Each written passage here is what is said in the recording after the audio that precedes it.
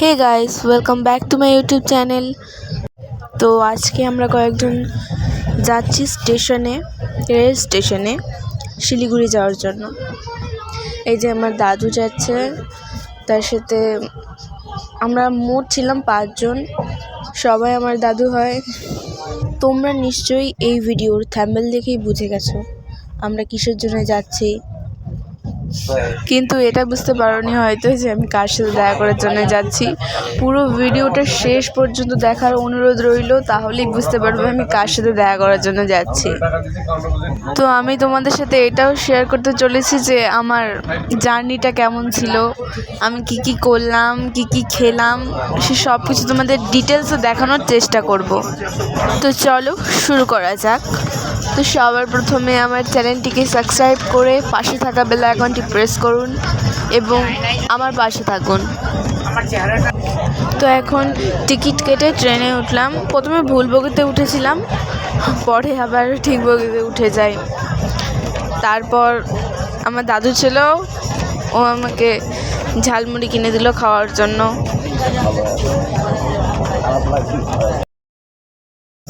তোমরা আমার গায়ে যে হুডিটা দেখতে পাচ্ছ, এটা দেখে বুঝতেই পারছো আমি একজন বিটিএস আর্মি। তোমাদেরকে বললে বিশ্বাস করবে না, আমি সারা রাস্তায় যেতে যেতে আমার হয়তো ট্রেনে ওঠে না অনেক খাবার দাবার নিয়ে, আমি একটার পর একটা কিনতে গেছি।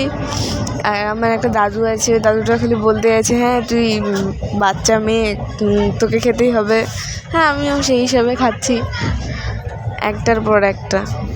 আসলে আমি এর আগে একবার শিলিগুড়িতে এসেছিলাম, তো তখন প্রাইভেট গাড়িতে এসেছিলাম বাড়ির, তো তখন এরকম মাত্র সময় লাগেনি। আর আমাদের ট্রেনটা জাওয়াতলা নামক স্টেশনে প্রচুর দেরি করে। আসলে প্রথমে মনে হচ্ছিল যে হয়তো কিছু সমস্যা হয়েছে, পরে জানলাম যে একটা ট্রেন পাস করাবে, ওই জন্য ওখানে ট্রেনটা অনেকক্ষণ দাঁড়িয়েছিল, সেখানে আমাদের সময় অনেকটা চলে গেল। আমাকে ট্রেনে বসে বোর লাগছিল, ওই জন্য বাইরে বেরিয়ে একটু ঘুরে আসলাম। ভয় লাগছিল যে হট করে যদি ট্রেনটা ছাড়া পড়ে যায়। আর এখানে দেখো কত আমের গাছ, এটা হচ্ছে মালদার সাইডটা, ওই জন্য এতগুলো আমের গাছ। আরও অনেক কিছু ছিল, আমি ফোনে ক্যাপচার করতে পারিনি। বিশেষ করে না, আমি ট্রেনে গেলে সারাটা রাস্তা ঘুমোতে ঘুমোতে যাই, ঘুমোতে ঘুমোতে আসবো, এই জন্য আমি অনেক কিছুই ক্যাপচার করতে পারিনি ফোনে। তো এবার কিছু সুন্দর সুন্দর মুমেন্টগুলো তোমাদের দেখাই।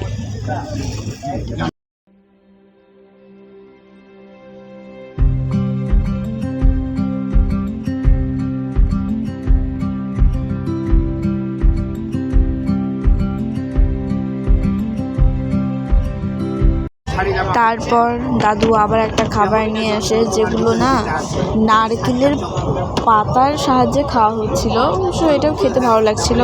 তারপর আমার আরেকটা দাদু কলা নিয়ে আসে। জানো, দূরে কোথাও গেলে না জার্নিটাতে যেরকম কষ্ট হয় সেরকম মজাও হয়, সবাই একসাথে মিলেমিশে যাওয়া আসা।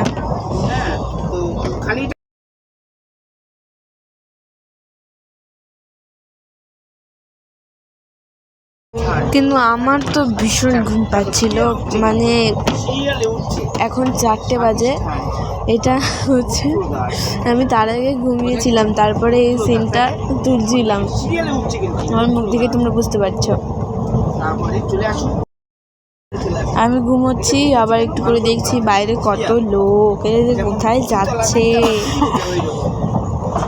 আবার একটু করে ঘুমোচ্ছি, আবার দেখছি।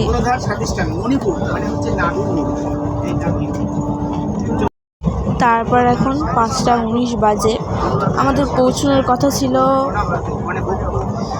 7টা 15-র দিকে, কিন্তু আমরা পৌঁছেছি এখানে 8টার দিকে। আমাকে এতটা বিরক্ত লাগছিল। তারপর আমার পাশে যারা যারা ছিল, ওরা তো সবাই তত্ত্ব আলোচনা করছিল, আমি ওর মধ্যে একটু করে উত্তর দিচ্ছিলাম, ওরা ভালো গল্প করছিল। কিন্তু আমাকে এখানে 6 ঘন্টা থাকতে এত বিরক্ত লাগছিল। তারপর ভাবছিলাম যারা 3-4 দিনের জন্য একভাবে একটা ট্রেনে যায়, তাদের যে কী অবস্থা হয়। এই ভাবতে ভাবতে তো চলে আসা হলো এখন নামার পালা। আমার তো খুব আনন্দ হচ্ছিল, মনে হচ্ছিল এই যে শিলিগুড়িতে চলেই আসলাম, আর কালকেই দেখতে পাবো ওনাকে, যার জন্য এত পরিশ্রম করে আসা হচ্ছে। বাইরে খুবই ঠান্ডা ছিল জানো। আমি বাড়িতে কল করেছিলাম, ওখানে বলছে মানে এখানে ঠান্ডা তো ছিলই, ওখানে তার থেকেও দ্বিগুণ ঠান্ডা। তারপর হঠাৎ করে মনে হচ্ছিল অনেকগুলো গরুর ভিড়ে বোধহয় আমি একাই আটকে পড়েছি। ট্রেন থেকে নামার পর আমি তো ভাবছি এই সামনের হোটেলটাতেই বোধহয় আমরা থাকবো। তারপর ভাবলাম না, এখানে গেলে পুরো পকেট ফাঁকা হয়ে যাবে। তো তারপর সোজা টোটো ধরে চলে গেলাম গন্তব্যস্থলে। আমার তো রাস্তার এই সাইডের লাইটিংগুলো এত ভালো লাগছে, আমি জানি না তো তোমাদের কেমন লাগবে, আমার তো খুবই ভালো লাগছিল। এই যে এটা শ্যামল দাদু, যার বাড়িতে আমরা এখন আছি। আসলে এটা 3তলা বাড়ি, তো নিচেও ঘরে কেউ থাকে না, উপরের ঘরটা মানে মাঝের যে ঘর সেটাতে পুরোটা ঠাকুরের বড় বড় ছবি, বলতে এখানে এটা পুরো ঠাকুরেরই ঘর, এটা পুরোটা ঠাকুরের ঘর। তো এখানে আগে অনেক কর্মীরা আসতো, তত্ত্ব আলোচনা করতো। আমার তো খুব ভালো লেগেছে এই জায়গাটা। তো আজকের জন্য এখানেই আমরা থাকবো। আর এটা হচ্ছে সবার থেকে ওপরে যে ঘরটা আছে, মানে ছাদের ঘর আর কি। পুরোটা চারপাশে গাছ লাগানো আছে, আর এখানে দেখো দোলনা আছে। দেখে আমার চড়ার ইচ্ছে করছিল, যেহেতু অনেক ছোটো বয়সে আমি চড়েছিলাম, আমি একটু চড়েও নিলাম। তারপর খাওয়া দাওয়া শেষ করে সবাই এসে শুয়ে পড়ছিলাম। আমি শুয়ে পড়বো, ওরা তবুও তত্ত্ব আলোচনা থামাবে না। আমি একটু ভিডিও করে নিই। ওরা মানে সারা ট্রেনেও তত্ত্ব আলোচনা করেছে, ওখানে বসেও তত্ত্ব আলোচনা করছিল।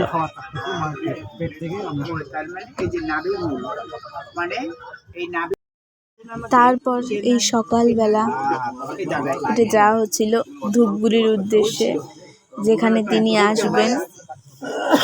আমি তো পুরো এক্সাইটেড ছিলাম যে তার সাথে দেখা হচ্ছে। এর আগের রাতের তারিখটা হচ্ছে 19শে ডিসেম্বর, আর এই 19শে ডিসেম্বর 2024 সালে মামার সাথে আমি দেখা করেছিলাম, বলতে আমার পুরো 1 বছর কমপ্লিট হয়ে গেল। আর আজ 20 ডিসেম্বর আমি আবার তার সাথে দেখা করার সুযোগ পাচ্ছি। এটা তো এক্সাইটেড ছিলই। এরপরে আমরা সবাই চলে গেলাম হোটেলে। নিরামিষ হোটেল ছিল, যেখানে আমরা অনেক কিছু খেলাম। যার বাড়িতে ছিলাম তারই এটা একটা হোটেল, নিরামিষ হোটেল। এখানেও দেখো চারপাশে ঠাকুরের ছবি। আমি কাউকে এরকম কোনোদিনও দেখিনি যে হোটেলে বা এরকম কেউ ছবি রাখছে নিজের গুরুর। আমার দেখে খুব একটা ভালো লাগলো, খুব। আর এখানের খাওয়া দাওয়া ছিল অসাধারণ। তোমরা যদি কেউ শিলিগুড়িতে আসো তো এই নিরামিষ হোটেলে তো একবার না একবার হলেও আসবেই। আর এখানকার সব থেকে সুন্দর জিনিস হচ্ছে পায়েস। তারপর আমি টোটো করে আবার চলে গেলাম বাস ধরার জন্য। একটা সত্যি কথা কি জানো, এখানে আসার পর বাস, টোটো না হলে হেঁটে যাওয়া, এগুলো ছাড়া আর কিছুই নেই। আমার তো বিরক্ত লাগছিল, আবার একদিকে ভালো লাগছিল যে আমি তার কাছে ধীরে ধীরে তার কাছে আসছি। এরপর আমরা সবাই বাসে করে আসলাম। বাসে করে আসার পর ধূপগুড়িতে নামলাম। পরপর 2টো বাস ট্রাভেল করে তারপর এখানে আসা হয়েছে। এখানে অনেক সময় লেগেছিল। তারপর আমার আরেকটা দাদু ধূপগুড়িতে একটা হোটেলে ছিল, তো ওখানে যাওয়া হলো। ফার্নিচার সহ হোটেল ছিল, তো ওখানে একটু দেখা করা হলো। দেখো খুবই সুন্দর ছিল, আশেপাশে কত অ্যানিমেলের ছবি আছে। আমরা সবাই আস্তে আস্তে উপরে উঠে গেলাম। এই যে এটা আমার দাদু যে ভাড়া নিয়েছিল, এও আমাদের সাথে এসেছিল ওখানে। তারপর আমরা সবাই মিলে একটু গল্প করলাম। অনেকদিন পর অবশ্য তার সাথে দেখা হলো, আমার সাথে কথা বললো, একটু গল্প আড্ডা গুজব হলো। তারপরে আবার এই তো যাওয়ার জন্য পাশেই ছিল।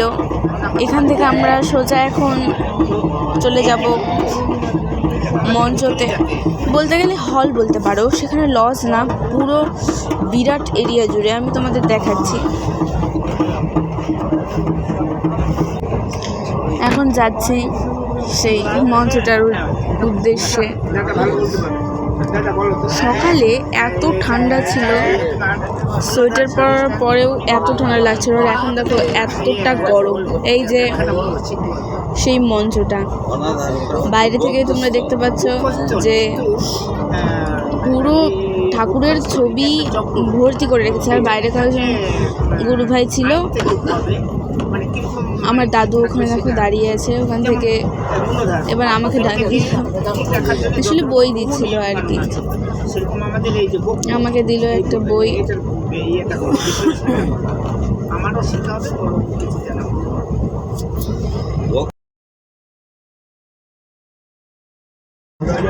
তারপরে আমাকে দেখিয়ে দিল যে কোন দিক দিয়ে আমি ওখানে যাব, ভেতরে প্রবেশ করতে পারবো। তো তারপর একটা লোক আসলো, লোক এসে আমাকে বললো যে এই দিকটা দিয়ে যাও। সারাদিন 50 বার ছাকনি করতে হয় ওকে। এই ছাকনি করার পরে যেটা শুদ্ধ হয় সেই। চলো গাইস, ফাইনালি এতটা অপেক্ষা করার পর যে জায়গাটায় আমি আসতে চাইছিলাম সেই জায়গাটায় চলে আসলাম। এবার যার সাথে দেখা করার জন্য আসছি তার সাথে শুধু দেখা হয়ে যায়।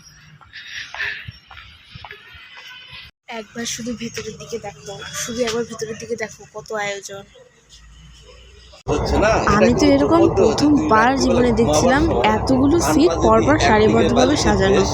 শুধু ফোনেই দেখেছি যে এরকম, মানে আমি ভাবতে পারছিলাম না যে মানে এত সুন্দর একটা ডেকোরেশন কিভাবে করতে পারে। এখানে 600 জনের সিট করা আছে, ভাবতে পারছো? আমি তো যাই আগে পুরো ডেকোরেশনটা ফোনের মধ্যে তুললাম, আমার বাড়ির লোক, মা বাবা সবাইকে ফোন করে দেখালাম। ওরাও বলছে খুব সুন্দর, আসলে খুবই সুন্দর হয়েছিল ডেকোরেশনটা। তো এখান থেকে বেরিয়ে এবার হোটেলে খাওয়ার জন্য যাচ্ছিলাম।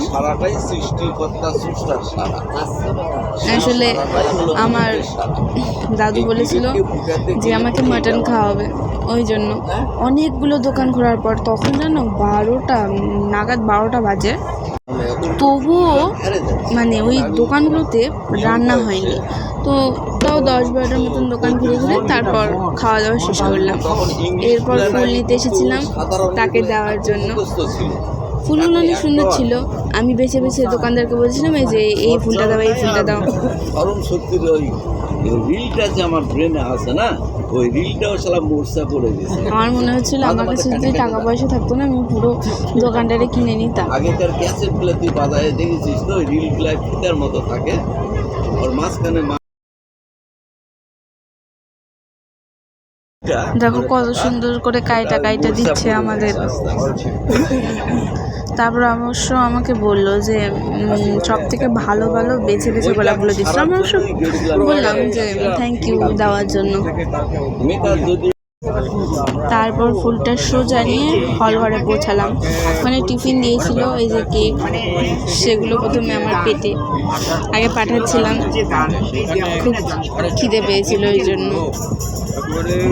তারপর আর কি অপেক্ষা। আমি ভাবছিলাম এই যে এত ফাঁকা ঘর, এই ঘরটা একটা সময় পুরোটা পরিপূর্ণ হয়ে যাবে, লোকে লোকারত্ব হয়ে যাবে। এখনই অবশ্য অনেক লোক এসেছিল। বাইরেটা তো আমি তুলিনি, বাইরে পুরো জায়গাটা বড় বড় গাড়িয়ে ভরে উঠেছিল। এর ভেতরে দেখতেই পাচ্ছ কত লোক। এই যে তারপরে তিনি আসেন, তোমরা চিনতে পারছো তো, শূন্যজ্যোতি। এনার অপেক্ষায় আমি ছিলাম। একটু ফাঁকা পাওয়া যায় ওখানে, ভালোভাবে বলা যায়। লোকে এনাকে ভালোবেসে যে যাই বলুক, আমি তো ভালোবেসে মামাই বলি। এনার অপেক্ষা করতে করতে করতে করতে এটা শুরু হতে হতে তাও 6টা বেজে গিয়েছিল। তো প্রবেশ পথে তার হাতে ফুল দিয়েছিলাম, আমাকে দেখে চিনতে পেরেছিল। আমার এটা দেখে খুবই ভালো লেগেছিল।